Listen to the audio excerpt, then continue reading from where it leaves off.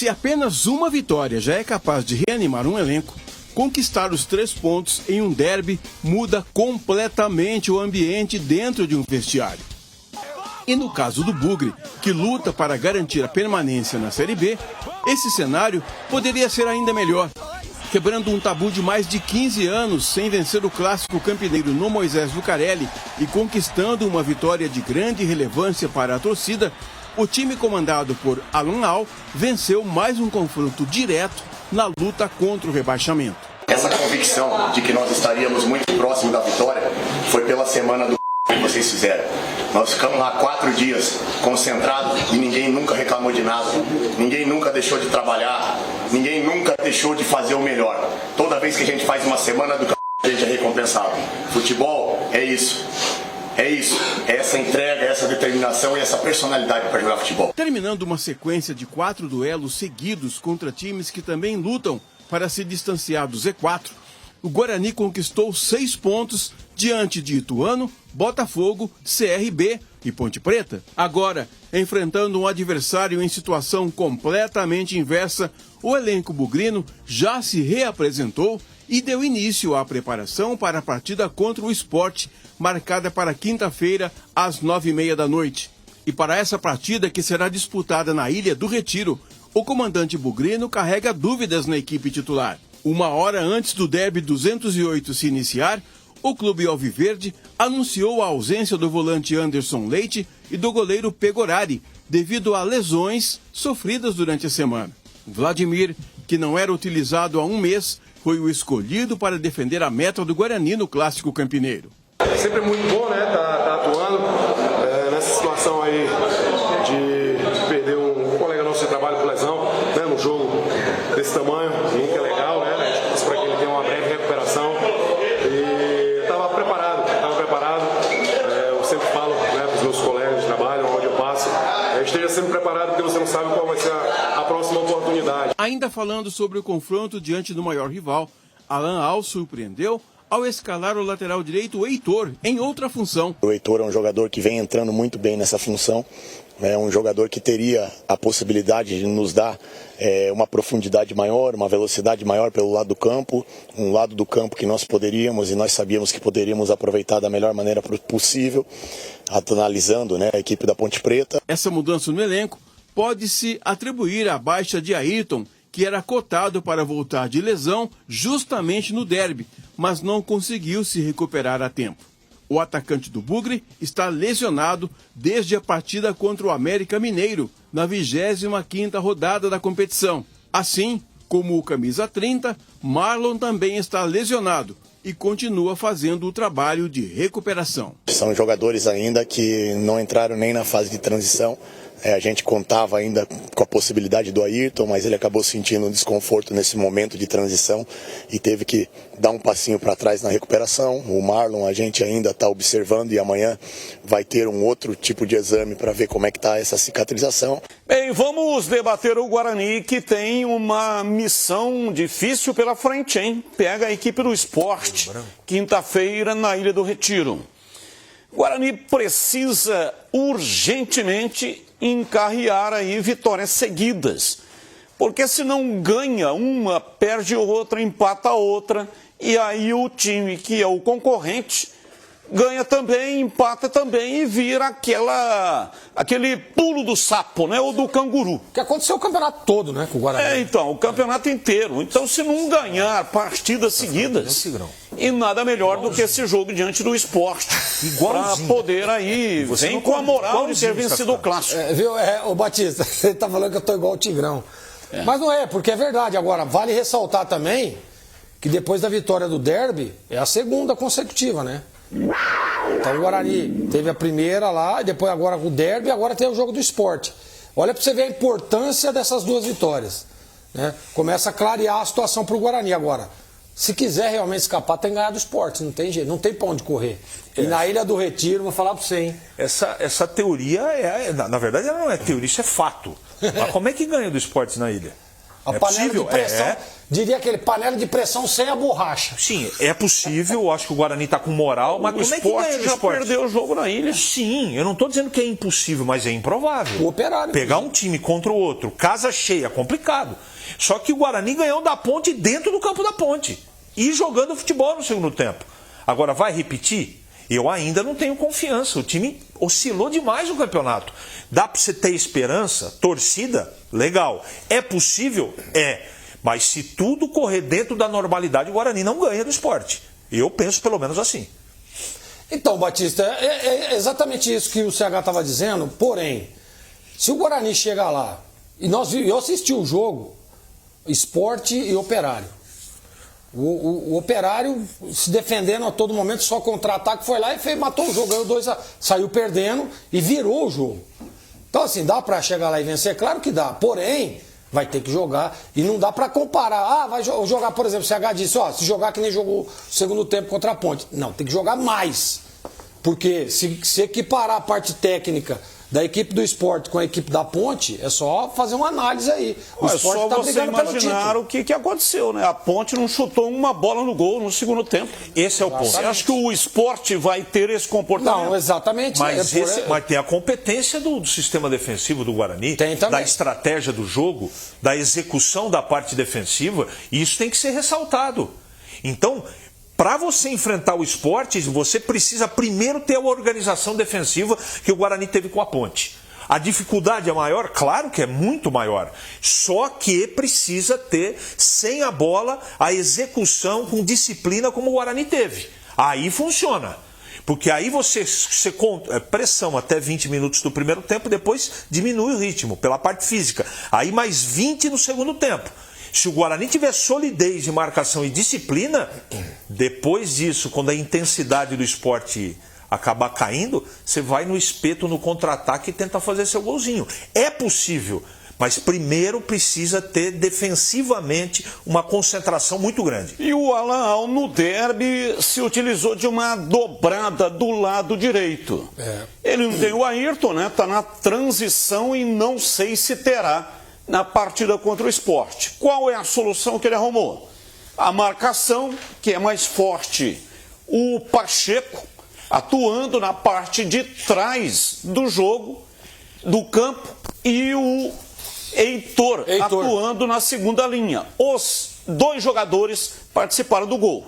Então ele vai manter isso na partida contra o Sport ou vai com um esquema diferente porque o jogo é mais pesado? Eu não tenho dúvida de que ele vai manter. E também manteria.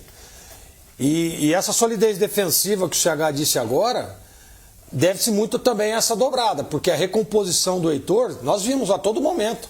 O Heitor tem característica de... é lateral, pô. E tem profundidade também. Então facilitou demais o trabalho ali da primeira linha. Quando você tem uma competência na segunda linha de recomposição, facilita o trabalho. Então, Batista, eu não tenho... assim, claro e óbvio que a gente não treina, é ele que está estudando o time do Sport, mas eu, sem dúvida nenhuma, manteria, na verdade, o mesmo time. O mesmo time que iniciou contra a Ponte, eu iniciaria na verdade, o jogo contra o Sport. Eu acho que cabe aqui no nosso debate o seguinte: eu tomo muito cuidado com essa coisa de você levar a solução desse jogo para o outro jogo, porque os problemas... Por isso que eu estou perguntando, né? Se ele vai manter o time. Então, os problemas são diferentes. Essa dobrada, primeiro foi contingência do que aconteceu com o Anderson Leite, que o técnico disse que quem ia jogar era o Leite. Machucou, não foi para o jogo. O que ele achou? Achou o Heitor ali de lateral direito, ou de meia, ou de ponta direita, e funcionou. Agora, isso também tem relação com o lado esquerdo de defesa e de ataque da Ponte. Porque é muito forte o lado esquerdo, tem profundidade. Então você fez a dobrada lá, funcionou, legal. Como é que é contra o Sport? Como é que o Sport joga? É forte também do lado esquerdo? Eu não estou dizendo que está errado, tá? Eu estou dizendo que o Sport apresenta uma outra dificuldade. Eu, por conhecer o meio-campo do Sport, que é de toque de bola, e um meio-campo robusto, eu aumentaria um jogador por dentro, não por fora. Não que esteja errado continuar. O CH tem razão. O CH tem razão no que ele está falando. Mas quando eu falo que eu manteria, justamente para você dar sequência. Mas não está errado se manter. Não, exatamente. Eu não estou discordando. Porque aí você dá sequência. E, por exemplo, tem essa questão do Leite, Heitor, o Leite e tal. Mas assim, a característica do Heitor, ela é uma característica de marcação. A bola lá do lado esquerdo, lá, por que não ele entrar um pouco mais por dentro, povoando o setor de meio de campo? Aí é questão de posicionamento, de posicionar. Mas quando você tem uma performance defensiva, tá? Eu vou falar defensivamente, da forma que teve o Guarani no Derby, tá jogando fora de casa, maior clássico, um dos maiores clássicos do Brasil, e o Guarani, no segundo tempo, a Ponte não deu um chute no gol. Ineficiência da Ponte? Pode ser, mas muito mais eficiência do sistema defensivo do Guarani. E olha, nós estamos vendo aí o gol do Matheus Bueno. Aliás, o Matheus Bueno vai dar entrevista coletiva hoje, na sala de imprensa, 14h30. Esse é o horário da entrevista coletiva do Matheus Bueno. E o Guarani, claro, está valorizando o herói do derby. Então veja, a Ponte está com a bola, o João Gabriel erra o passe e aí começa a dobrada do lado direito, aquilo que eu estava falando. O Matheus Bueno tabela, olha aí, ó, João Gabriel erra e aí começa a jogar com o Matheus Bueno, Pacheco, Matheus Bueno e a tabela com o Heitor e o Matheus Bueno, a Ponte não marca, ela vai recuando, afrouxa a marcação. Aliás, preste atenção, o Nelsinho Batista fez uma alteração aos 20 minutos do segundo tempo. Ele tirou o Emerson, que estava fazendo esse trabalho estilo rabo de vaca, ou limpador de para-brisa, marcando na frente da defesa dos zagueiros dos dois lados. E aí afrouxou a marcação, facilitou para o time do Guarani. E o Matheus Bueno, ele vem derivando para a entrada da área, ninguém chega, ninguém marca, e aí o Matheus Bueno bate de canhota, ele que é destro, e faz o gol do derby, o gol que deu a vitória para o time do Guarani. Futebol é jogo de erros, mas a Ponte errou uma barbaridade. O Sport não vai errar tanto quanto o time da Ponte. Claro que não. É preciso que é necessário ter mais eficiência. Exatamente. Ô Batista, percebe novamente, se puder voltar a imagem do gol do Guarani, olha o posicionamento do Heitor. O que ele percebe? Ele percebe que o Matheus Bueno vai à frente, certo ou não? Vai à frente com a bola, ele olha depois do passe, fica vendo agora, ó. Olha a recomposição dele por dentro. Se o Matheus Bueno perde a bola, ele está posicionado ali, ó, como um segundo volante. Tá vendo? É isso que eu tô dizendo. A leitura do posicionamento. Olha ele por dentro, ó. Tá vendo ou não? Se o Matheus Bueno perde a bola, já tem a recomposição, já tem a cobertura ali. Então, por isso que eu acho que esse menino aí é muito bom jogador. Eu sempre falei dele, do Heitor. Mas para essa questão de jogo fora de casa, e de recomposição, e de leitura de posicionamento, esse menino aí, eu escalaria ele para esse jogo contra o Sport. E o Luan Ribeiro também, então, Batista, atrasado. Dá pra dizer que ele falha no lance. A bola passa no meio da perna do zagueiro da Ponte e, se eu não me engano, ele dá um passo. A hora que o Matheus Bueno tá levando, ele dá um passo pro meio do gol. Olha aí, ó. A hora que ele dá esse toque, ele muda o posicionamento, ó. E aí, a hora que ele tenta voltar, não dá mais. É uma bola defensável? Dá pra dizer que sim. Mas não dá pra dizer que foi falha. Não dá para você dizer que foi frango. Não. Frango não foi. Nem falha. Agora, a falha você pode colocar como falha, porque se é uma bola defensável e ele não conseguiu defender, mas aí então envolve uma houve série falha. de coisas. A passada, ele pode ter, olha, se ele dá um passo a mais, ele chega com mais força na bola, ele sai do lugar, ó. Ele explode do lugar. Se ele dá um passo antes, ele consegue chegar. Então, eu acho que é erro de execução, um erro de execução na saída, na explosão, mas falha não. Eu já acho que foi de uma felicidade do Bueno, cara. A bola passa embaixo da perna do Beck da Ponte também. Isso atrapalha o goleiro. Claro que atrapalha, olha isso. Não atrapalha, Gleber? Atrapalha muito. Quem tá na bola é o Joilson. Olha lá, ó. E você percebe que agora nesse lance dá pra ver legal. Que o Luan dá um passo, olha que o Matheus dá essa tirada de lado, ele dá um passo pro meio do gol, corretamente. Ele tá se reposicionando. E aí vem a batida, como eu disse, é muito feliz. Batida, ó. Agora, fica vendo o posicionamento do Luan, ó. Trouxe, olha lá, ele vai pro meio, aí a hora que ele tenta voltar, não consegue. E o movimento do braço da caída dele também tá correto, né, Gleber? Tá correto. Tá corretíssimo. Ele cai com os dois braços estendidos. Olha lá. E eu não entendo como falha, mas respeito. A única coisa que ele poderia ter feito a defesa é se ele, na explosão, ele dá um passo. Dá mais um passo, ele explode do lugar. Mais uma para a esquerda, né? Dá um passo e parte. Ele partiu da origem dele aqui, ó. E aí acabou não alcançando. Não alcançou. E o que é a vontade, o desejo de superar o obstáculo? Aconteceu com o Matheus Bueno. Teve uma fatalidade na família, né? Perdeu o irmão, faleceu o irmão querido e ele se superou. Buscou na superação emocional e saiu como o herói do derby 208, fazendo esse gol e dando a vitória importantíssima. O time do Guarani pode escapar do rebaixamento por causa deste gol do Matheus Bueno. Então veja a importância do gol do jogador que na base do Coritiba era meia de ofício.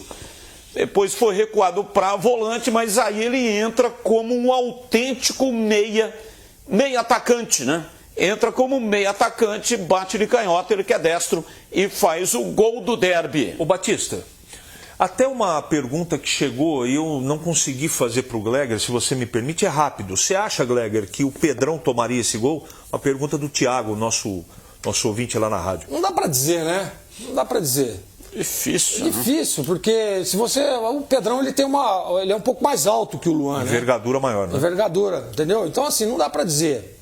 Pode ser que não, pode ser que sim, não dá para fazer esse comparativo. Que o Pedrão ele é mais alto, né? Poderia ter conseguido sem dar esse passo que eu tô falando, poderia, mas não dá para dizer. Olha aí, ó. E ele não dá. Olha, ele vai na bola, ele tenta chegar, ó. Ó. Eu acho que faltou realmente mais uma passada. Olha lá, ó. Bola difícil, Batista. Deixa eu fazer aqui uma correção. Ontem eu disse nesse programa que o ônibus do Guarani foi apedrejado lá na frente do estádio Moisés Lucarelli e os jogadores tiveram que ir embora de Uber, de táxi, enfim, não foram de ônibus. E ontem, assim que terminou o programa, me ligou o Gustavo Rosolém. Gustavo Rosolém, que é do CA do Guarani, e ele é proprietário da empresa de ônibus que fez o serviço de transporte para o Guarani. Do hotel, né, do estádio para o hotel e do hotel para o estádio. E aí é o seguinte, o que ele me explicou? Por que o ônibus do Guarani não estava lá e foi escoltado pela polícia? Ele disse o seguinte, que foi feito um planejamento. Não foi por causa de que o ônibus foi depredado, não.